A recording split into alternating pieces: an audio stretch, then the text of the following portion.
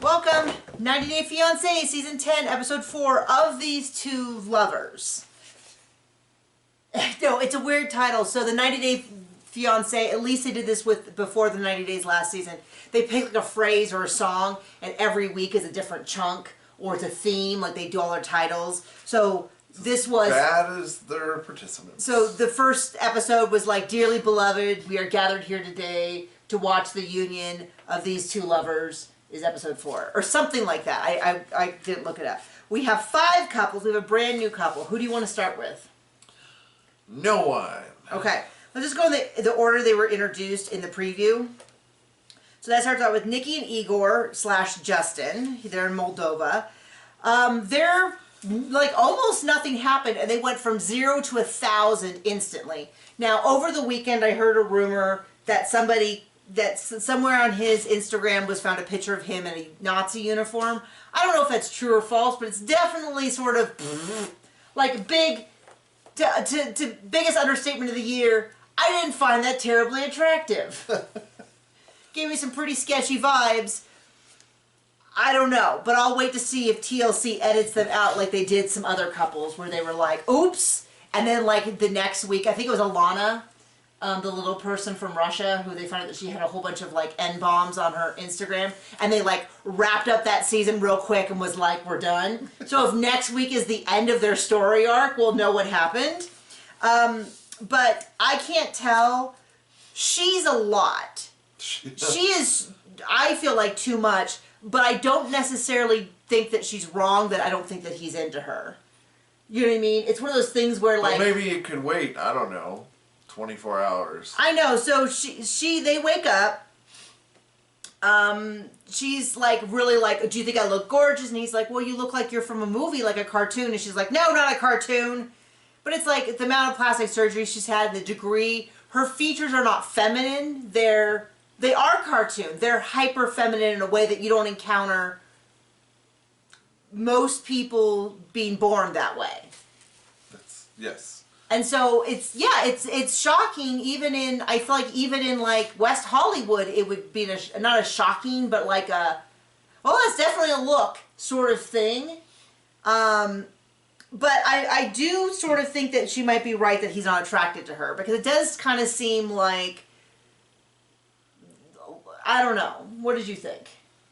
Like, she's definitely, it's all about the sex, and he does not seem like it's all about the sex. But I also feel like, her with someone else who is whatever, this would also be a lot of energy. But I do feel that also him with someone else, you would also say that he's a little cold. Does that make sense? Sure. So they go to a park, they go to a picnic, he's like, they wake up, they haven't had any sort of intimate relationship. He's like, I have a nice day planned, we're going to go have a picnic at the park. And she's like, okay, I need an hour and a half to 2 hours to get ready. And he's a little bit like, you know, and I do have to say, I do think that she looks better with less makeup. Like a nice powder, concealer, some eyeliner, some of that. I do think that she would be less striking, but not like a striking in a beautiful way, but striking is in like a, oh my gosh, I've been struck by lightning sort of way, if that makes sense. Okay. And so they go to the park. He's brought some like fun puzzles for her. And I felt like, I sort of like, did I miss something? Because all of a sudden she's yelling, she's screaming, she's like, if something doesn't change within 24 hours, I'm leaving. I felt like it went quickly, but maybe I missed some nuance in there. But I do agree that it doesn't seem like he's really that into her sexually either. Which makes me wonder, why then are they together? And then she explains, oh yes, she has given him money to fix up his apartment. And also he's on TV now. And I'm wondering if by apartment that's what it means, like condo. Because normally you don't pay to fix up your own apartment. Right. And so I don't know if she means condo or whether he got a new place or something, but he's like, here's the bathroom, here's the new carpeting, here's all that. And I was like, oh, well, suddenly it makes more sense as to why. He didn't get a BBL? A bazillion butt lift? No, he did not, that we know of. We do not know what he might have gotten on the side. But I was like, oh, now I get the whole you're not sexually attracted to me thing. It's like, oh, there's a reason why they might be together if he's not sexually attracted to her. So they do the picnic. She's like, you have 48 hours. You have 48 hours to either, I thought, have sex with me or I'm leaving, is kind of my impression. And he's a little bit more like, well, maybe if you were nicer, I could get it up. Where have I heard that before? Yeah, we heard that a lot. Hey, speaking of which, we might as well go right into them. Gino and Jasmine. So it is now 84 days until they wed. Oh, by the way, I do want to say, it confuses me a little bit why Nikki and Justin and Devin and Nick are on this show and not before the 90 days. Did they not have enough couples this time around, or what? Why are they not on? They certainly don't have enough substance. Yeah. So speaking of which, Gino and Jasmine have 84 days until they have to wed. He's basically ignoring her because of her, and her attitude is basically, well, I know it was selfish to do, but I'm done. She got, and they go over it again, $4,000 for a dress. $10,000. Yeah, that changed. So she got $4,000 from the dress from Gino, another at least couple from $2,000 from her other Dane. Boyfriend Dane. And we don't know where the other $4,000 came from. I don't know if that was her money or something, because I feel like the numbers, I feel like they said this differently. I'm not going to go back and watch because I'm not we don't care. I'm not that interested. But it was odd because I swear before she said that he gave her more money than $4,000, but maybe I just misunderstood because she said she spent $10,000 on a Brazilian butt lift. Maybe I just assumed that he gave her that much money for a dress, and then she clarified. So Dane gave her $2,000, which was originally a loan and then became a gift. And I'm thinking, what did she do to turn that loan into a gift? And we know. And then she describes him as a brother who just likes to help, which is gross. Apparently in Panama you F your brothers. I mean, and make sex tapes with them. Yeah, that's gross. And they did show us that, her screaming at him about how, and that is a nice thing about them having been on the franchise before, is they can pull receipts from before this season. So all of that, and her attitude is very much, I feel like whenever you see her calm during a fight, it means that she already knew this was coming and she's not surprised by it. Because she's a little bit like, well, I know it was selfish, but it's done. What are they going to do? Take the butt implants back? And I'm like, well, that's why she's calm. Is because there is nothing he can do. She gets really mad. Should ship her back. When she's not getting her way. But she's already got her way, so what does she care? So he had a shroud of dignity. Dignity? Dignity. So he's very much like, your spending scares me, and she's like, oh well. And he's like, I don't know what you're gonna do. She's like, well, you shouldn't have quit your job. I still don't. He has said leave of absence, and he has said quit his job. He has, and I'm still not convinced that he did this just because of Jasmine to spend time with her, and that he wasn't forced to, or that he wasn't let go. Well, I mean, yeah. Or that It'd be ashamed to come back home and all your stuff's gone. I mean, I don't really know for cash what is really happening. Yeah, is it really about just making sure she doesn't fleece him dry? I don't really know. But yeah, this was we didn't get a whole lot. She calls her sister. Her sister says, oh, what an idiot that he quit his job. Don't you know that you're just using him for the money, and if he has no money, you have nothing to use him for? That is my impression of what she said. That's not actually what she said. And Jasmine is like kind of super chill about it. I'm just figuring that she thinks, like, well, he'll just get bored at some point and stop being mad, and I'll just wait him out.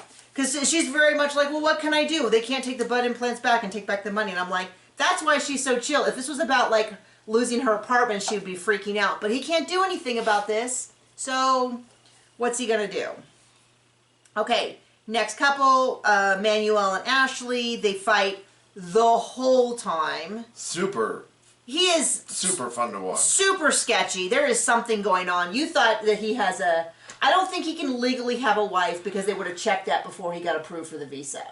But that he doesn't have a long time, like, something equivalent, because so they're fighting. Well, first of all, an alarm goes off, and John almost lost his mind. He's like, why aren't they turning it off?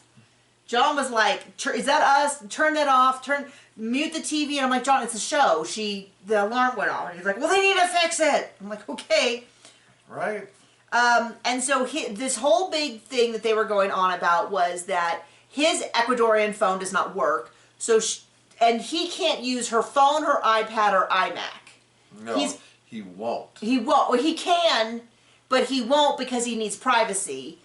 And so he needs to have his phone fixed. So she goes, oh, well, I'll get you a phone through my phone plan. She does all this calling. She makes all the arrangements. They're going to overnight it. He'll get it in 2 days. And he says it's not soon enough. And he really has this, I don't know what he thought she could do about it. I mean, I was like, you could go into a store. I mean, I was kind of surprised they didn't have some arrangement where she went into a store and got it. But otherwise, it seems like a pretty good long-term solution, but he won't use her phone or anything else, which is super suspect, because I can get him being like, I can't use this forever. But 2 more days, it feels like that would be a good compromise between, like, she's buying it for you, and you get it. Also, do they not have Wi-Fi? I don't know. They said they couldn't get it to work with the internet. So that's, first of all, really suspect. And they just basically walk around and fight about this. And she's like, why don't you tell? We have privacy. Well, what is this? And then... then she goes and complains to her sister. Goes and complains to her sister, rehashes the whole conversation with the sister. The sister thinks it's weird. And this ongoing thing with...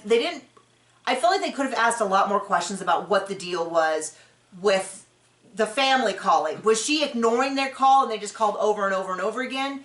That's not how I handle phone calls, but I know that some people consider that just to be like, oh, if nobody answers, you just keep trying until somebody answers.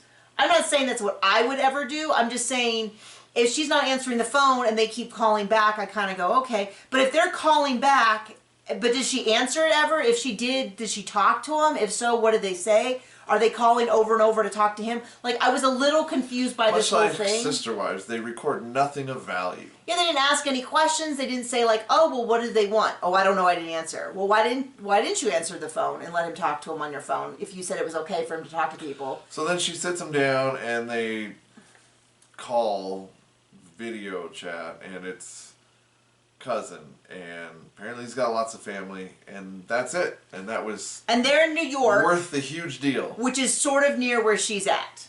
5 hours away, so they say. Yeah, quite a ways away, but closer than, say, LA is. Or Texas. That's considered relatively close. And so now she's like, well, I don't know if he's using me to get to that. She points out they have a great sex life, and I'm like, okay. There's not a moment that I'm in the presence of these two people where I think, gosh, either one of them is enjoying this. All they do is scream at each other, and all I'm thinking is, I'm not getting the vibe that they like each other, let alone should marry. And the phone thing, like, he just kind of sits there the whole time, and she's just like, yap, yap, yap, yap, yap. And I think either one of them might have a point, but together they're just insufferable. Yeah. Yep. Okay, so then the next up is Rob and Sophie. Once again, almost nothing happened. So they wake up, they're going to go meet with his sister Victoria, who is a party planner, is going to help plan the wedding. So they arrive at an arcade or Dave and Buster's or something, you know, where you often plan adult weddings. The kind of place you go to where you go, oh, what should we do to go? I don't know if it was like they called around and they're like, we found one place that'll let you. And apparently these people definitely have great, deep, meaningful conversations before they get on this show and know nothing about each other. Well, this is what is a little weird. So she says, they're not kids. And he says, yeah, I definitely want kids. And she goes, well, I don't know if I ever want to be pregnant. And he's like, well, what does that mean? And then, but this is the thing is, he claims they've discussed kids before. They've discussed baby names. She claims they have never discussed this before. So someone there is lying. That's a little sketchy. She says she doesn't want to be pregnant, and he storms off, which is the most mature way to handle anything. Definitely. And then she tells the sister, well, it's not that she doesn't want kids, it's that she might be infertile. And as somebody who... Which is totally not what she said. It's not what she said, and is not the vibe I'm getting from her. This felt definitely like a, oops, I said the wrong thing. So, like, this is the conversation you have with your teacher, where you're like, oh, it's not that I didn't do the paper, it's that I did it and then it got deleted on the computer when you first said, well, I didn't start it on time. And he's like, well, what do you mean you didn't start it on time? No, what I meant was I started it and then it got deleted and then I didn't have time to restart it. That's what I meant to say. Like, her explanation was very much like, 23-year-old. And then he goes, then the sister says, well, does he know about this? He's like, well, he knows I had a surgery. And hey, this is the deal. And then later on she goes, well, we don't have to have kids just because we're in a relationship. And that is true. 100% you do not have to have kids. But that is also not what she said. What she said was, initially it sounded like she was saying, I want to have kids, but I don't know if I want to birth them. Then it was, well, I don't know if I can have them. And then later on it was like, well, no one said I had to have kids. And it's like, those are all individually true statements, but they're not consistent with each other as an explanation. It was a little unclear to me, because then she claimed they had never discussed it. But he's like, we discussed baby names, and I don't know, for whatever reason in this situation, I do believe him. But this is not me saying he's right or wrong, because I don't know where he thinks he's going to have these babies. I assume he needs indoor plumbing before he's going to have a baby. Oh, gosh. And a bunch of other stuff, so it's not making a ton of sense. And then, of course, storming off and refusing to talk to anyone is the worst possible way. The correct way, very mature. The correct way would be, you know, I'm sorry, what? You don't want to have kids? Why don't we? Hey, Victoria, do you mind if we need to talk privately? Do you want us to step away, or do you want to want me to give you $5 for skee ball, like something like that, and then sit down and be like, remember 3 months ago when we were discussing baby names and I said I wanted to name my kids X, Y, and Z? Why didn't you say anything then? And then she goes, well, you know. But that would be like sane people. I know. Well, this is definitely, I mean, I'm not saying I have never run away from a conversation and waited for someone to share me, What? Waited for somebody to chase me to get, you know, like, oh, come back, don't leave. I'm just not saying I've never done it as a mature adult. I'm not saying that that's something I'm proud of. I'm saying I have definitely done it, and I'm not proud of it, and it was incredibly immature, and that's why I did not get married until I met you. But I could have had at least a few more healthy relationships in my life if I hadn't done stuff like that. Where you just say, instead of like being chased, you just say things like, wow, I'm really uncomfortable with that information. Can we discuss it more? That kind of thing. So, sorry, I got distracted because there's a fly on the battery pack for my computer, and I thought, yeah, of course the fly's the only warm thing in this room because I'm freezing to death. It is our first really truly frigid day here, and it starts our annual, I think I think we should have the thermostat 1 degree warmer debate. So anyway, they go home and they fight some more, and they're not really talking about it. And she's like, well, I'll talk about it tomorrow, but I'm tired today. I thought, well, you could have just talked with it at the arcade, but that didn't happen. She's tired today. Well, I mean, it was just, I don't know. It just definitely, it makes me feel old. All of this makes me feel old, because I just kind of go, just talk to each other about anything. And it's funny because we dated for... Too long. Shut up. Like 7, 8 months, 8 months. And then we got engaged, and we had discussed everything. Places we wanted to live, how we felt about the idea of moving, what sort of, if we moved, what kind of criteria would it be for us, future jobs, aspirations, kids. You know, even back then I had some concerns about fertility, even though I didn't know I was going to have infertility problems. And so, like, what if we couldn't have kids? Would adoption be on the table? Like, what would be on the table? What if we couldn't have kids at all? Would we be enough? You know, just the two of us, all that kind of stuff. We had all those conversations. And we went into premarital counseling, and it was all like, discussed all this. It was really, I mean, I'm glad, I don't have any regrets about doing it. It was just a few hours out of our life, but it certainly wasn't necessary. And any of these people, I almost feel like you could grab any 2 strangers off of the street and they would know more about each other than any of the couples in the show. And it's ridiculous. Okay. So we get a new couple. We get Devin and Nick. Nick is 31 and he's in Korea. He spent 6 years in Australia. And Devin is from Arkansas, and she spent, it sounded like a couple years in Australia. And then they both left Australia. They couldn't tell if it was because of COVID or before COVID or what. And they've been apart now for 2 years. And he's going to go to America, but in order to get married first, once again, they haven't done the 90-day, the K1 visa. He needs to get approval from his parents to get married culturally. So she's coming to Korea to get that. There's a lot going on already. So he introduces, so he calls her Chubby.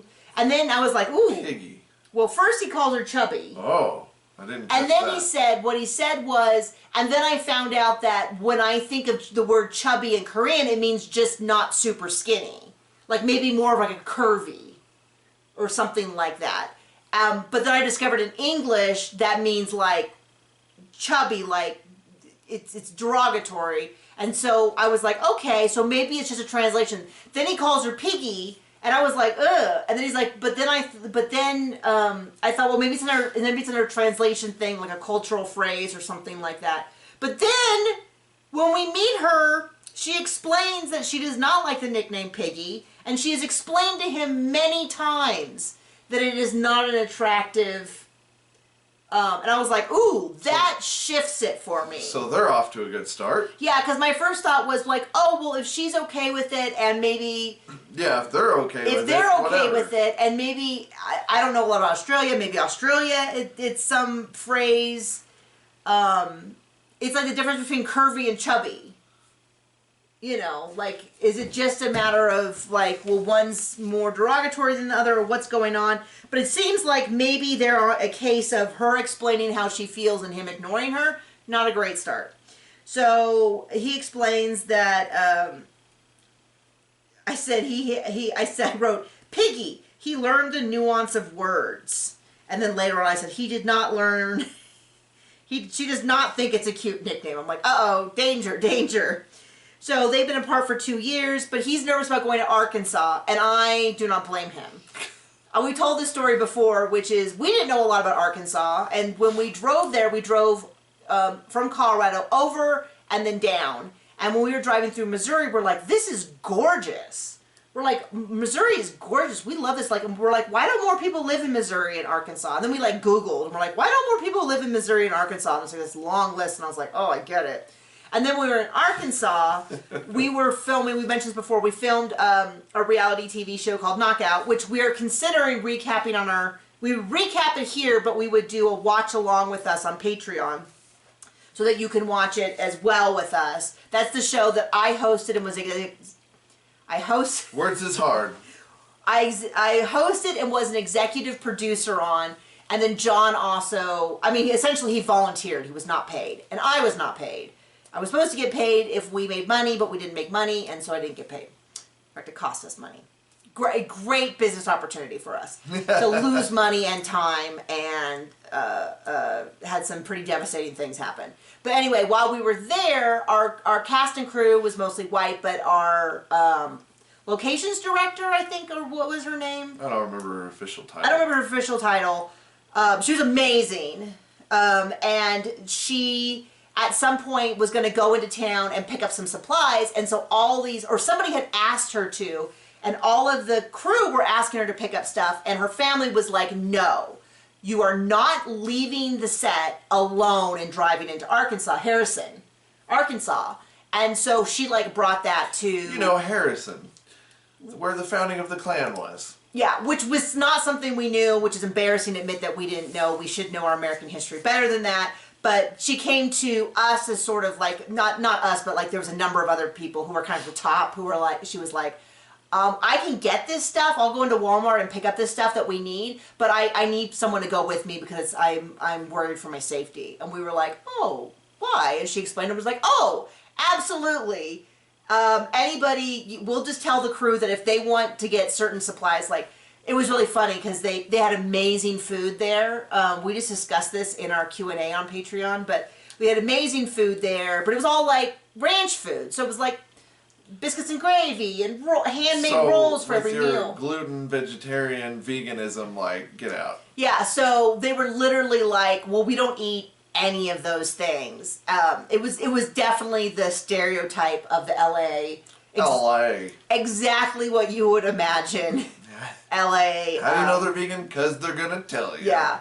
And so they were like, oh, well, we need a lot of Cliff Bars because we need to have the right kind of nutrition, like that whole thing. And we need our oat milks and all of that stuff, which I don't mind.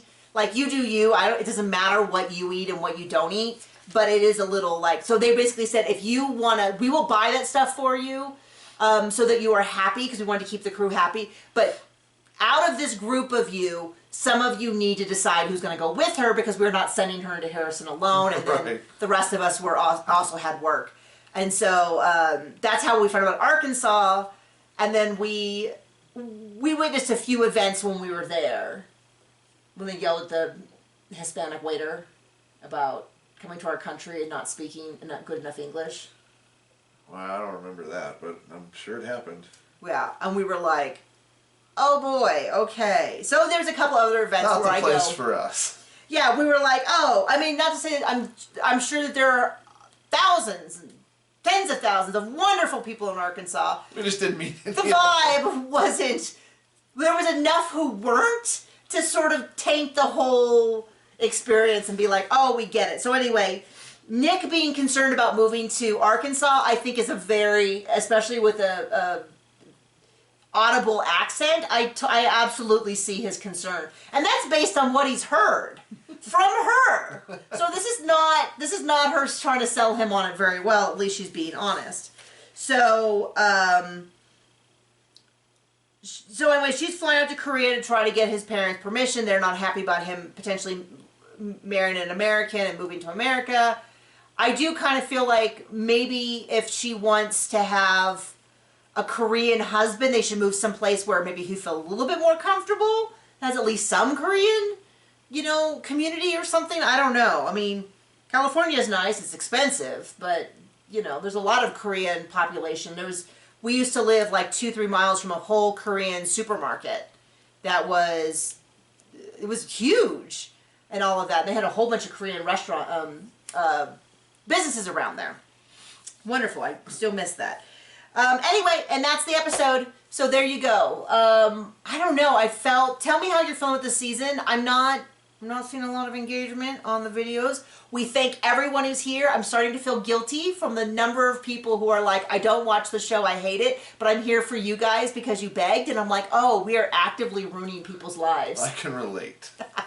We're actively making people's lives worse with our content. We need to stop that. So anyway, there you go.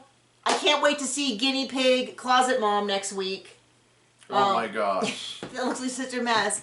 But until then, happy Halloween, because we're going to put this up on Halloween. I got my special Halloween nails on. People are always asking me why don't they ever see my nails painted. So now you see them.